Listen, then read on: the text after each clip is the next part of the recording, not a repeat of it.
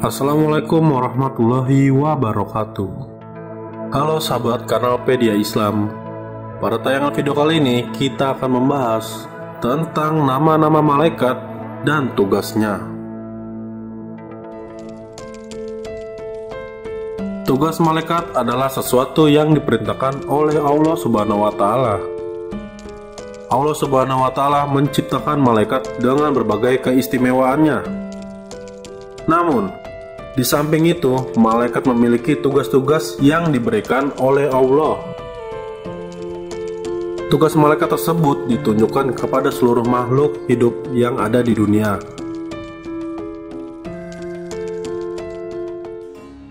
Malaikat Jibril. Nama malaikat pertama adalah malaikat Jibril.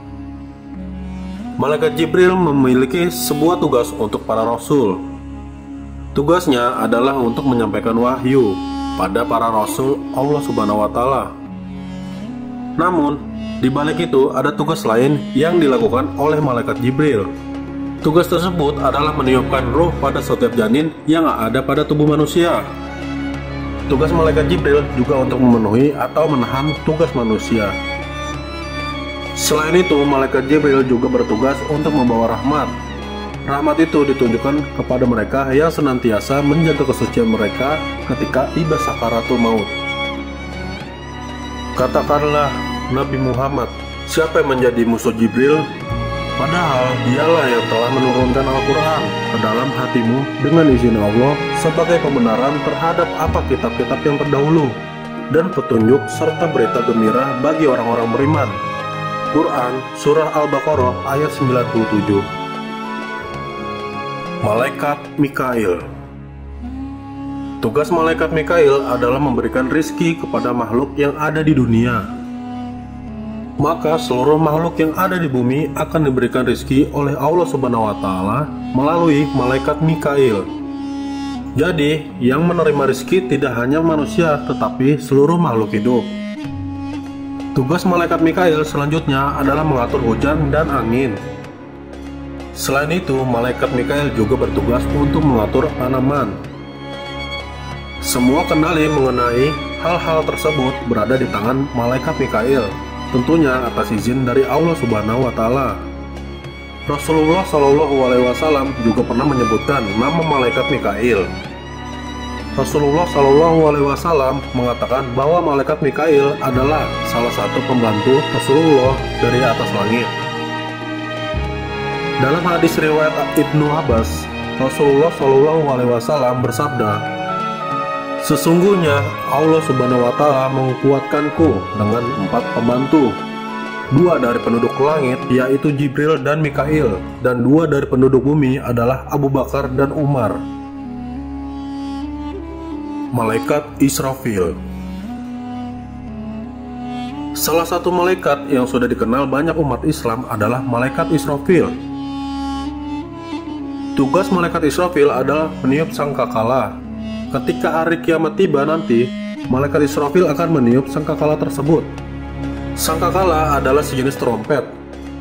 Sangkakala akan ditiup oleh malaikat Israfil atas perintah dari Allah Subhanahu wa Ta'ala. Saat hari kiamat datang, malaikat Israfil akan meniupkannya. Kemudian seluruh makhluk hidup yang memiliki nyawa akan mati. Malaikat Israfil akan meniupkan sangkakala beberapa kali. Setelah tiupan pertama selesai, Allah Subhanahu wa Ta'ala akan menghidupkan kembali malaikat Israfil. Kemudian Allah Subhanahu wa Ta'ala akan memberikan perintah untuk meniup trompet yang kedua. Setelah tiupan kedua, Allah Subhanahu wa Ta'ala juga akan membangkitkan semua makhluk hidup yang sudah mati. Setelah tiupan kedua ini, terjadilah sebuah hari yang dinamakan dengan hari kebangkitan. Di dalam Al-Quran, tepatnya di surah Az-Zumar, dijelaskan, sangkakala pun ditiup sehingga matilah semua makhluk yang ada di langit dan di bumi, kecuali mereka yang dihendaki Allah Subhanahu wa Ta'ala. Kemudian ia ditiupkan sekali lagi. Seketika itu mereka bangun dari kuburnya dan menunggu keputusan Allah Subhanahu wa Ta'ala. Ayat 68. Malaikat Israel.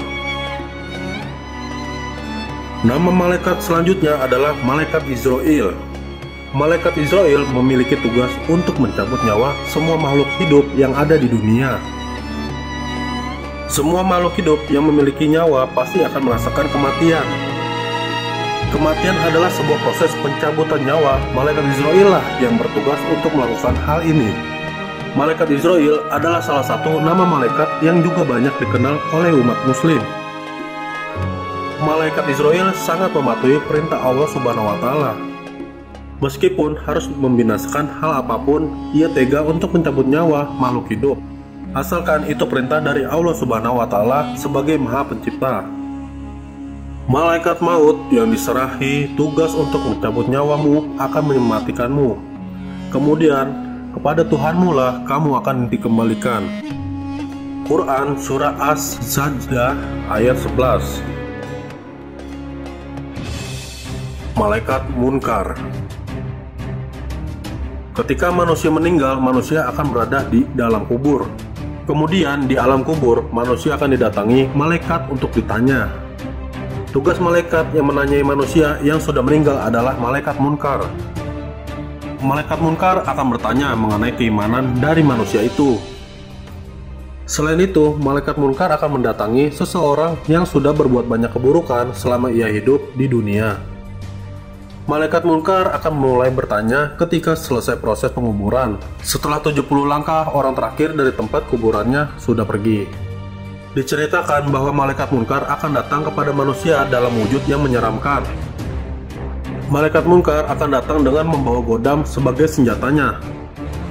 Jika seseorang manusia tidak dapat menjawab pertanyaan malaikat munkar, maka godam tersebut akan menghantam tubuhnya hingga hancur.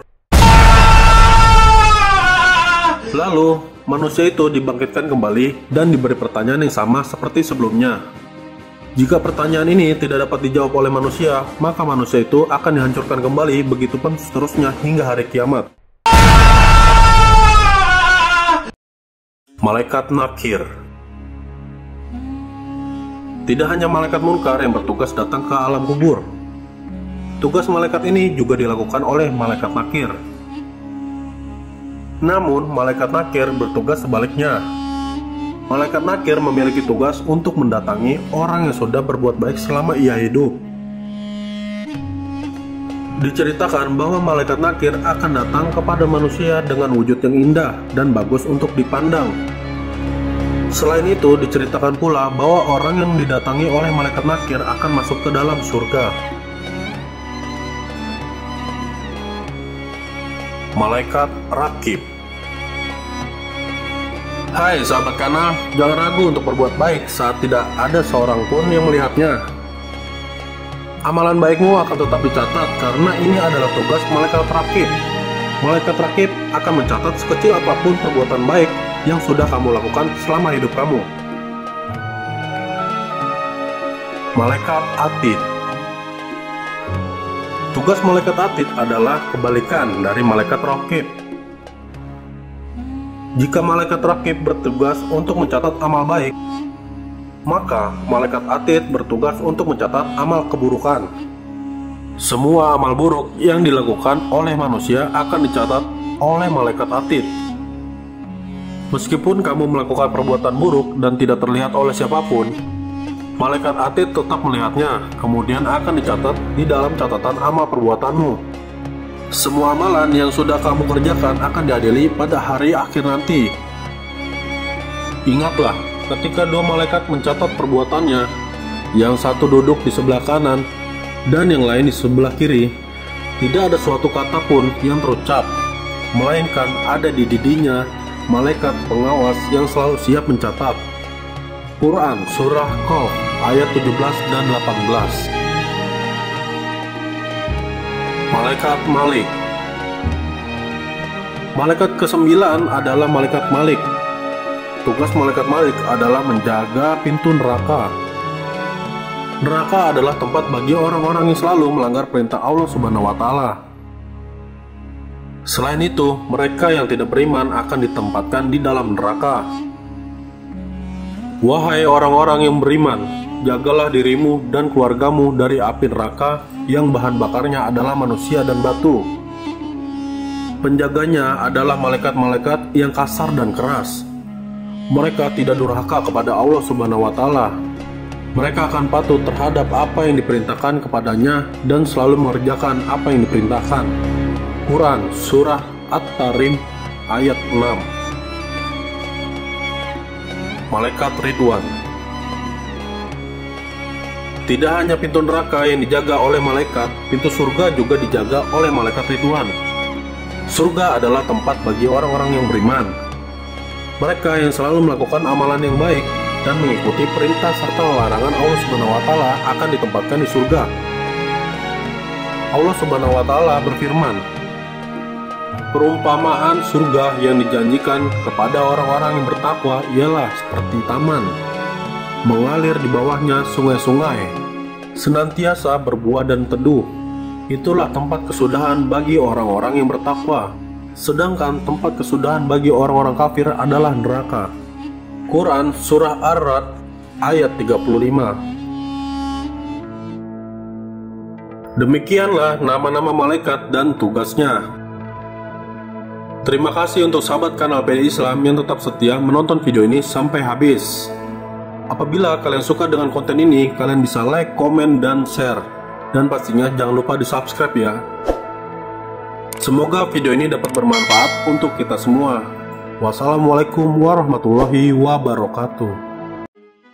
Assalamualaikum warahmatullahi wabarakatuh. Halo semuanya. Kisah legenda tinju Mike Tyson mendapatkan hidayah. Mike Tyson, seorang petinju yang dikenal dengan julukan si leher besar itu, sangat digemari banyak orang di masa kejayaannya. Setelah legenda tinju Muhammad Ali meninggal, sebuah pertarungan tinju dunia kelas berat meredup.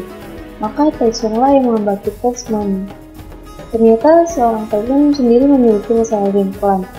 Namun di saat bulan suci Ramadan datang, Tyson menampilkan sisi lain dari hidupnya yang penuh kasih dan cinta. Tyson juga tak segan membagikan ceritanya mendapat hidayah dari penjara. Untuk kalian yang ingin tahu informasi selanjutnya, langsung saja mampir ke channel YouTube kami, Kanal Dunia Islam. Assalamualaikum warahmatullahi wabarakatuh. Halo sahabat kanal PD Islam, kali ini kita akan menjelaskan tentang Nabi Nuh alaihi salam. Nabi Nuh alaihi salam terkenal dengan kisah kapal untuk mengarungi banjir besar. Namun, di luar bahteranya, ada banyak hikmah dan pelajaran yang dapat dipetik dari kisah Nabi Nuh. Nabi Nuh adalah nabi ketiga yang patut diimani setelah Nabi Adam alaihissalam dan Nabi Idris alaihissalam. Nuh merupakan keturunan ke-9 dari Nabi Adam. Nama Nuh berasal dari bahasa Syria yang berarti bersyukur. Nabi Nuh juga mendapatkan gelar dari Allah Subhanahu wa Ta'ala sebagai Abdus Syakur. Gelar itu berarti hamba yang banyak bersyukur sesuai dengan surah Al-Isra ayat 3. Demikianlah informasi ini kami sampaikan. Untuk tahu sejauh lebih dalam kisahnya, yuk langsung aja pindah ke channel YouTube kami, Kanal Pedia Islam. Assalamualaikum warahmatullahi wabarakatuh. Halo semuanya. Negara dengan pertumbuhan populasi muslim tercepat. Negara muslim saat ini yang diproyeksikan sebagai negara populasi muslim terbesar pada 2030 adalah Pakistan. Namun di benua India, ada negara yang populasi muslimnya juga diprediksikan meningkat, yaitu meski minoritas di sana, India. Pertumbuhannya hingga 16% pada 2030. Di antara populasi muslim yang tumbuh paling cepat di kawasan Asia Pasifik adalah Selandia Baru dan Australia. Keduanya didorong masuknya imigran baru. Sementara Afghanistan juga meningkat, hanya bedanya didorong tingkat kesuburan yang lebih tinggi dari rata-rata negara muslim lainnya. Amerika, Kanada, Argentina, Rusia, Cina, dan Israel. Untuk kalian yang ingin tahu informasi selanjutnya, yuk langsung saja mampir ke channel YouTube kami, Kanal Dunia Islam.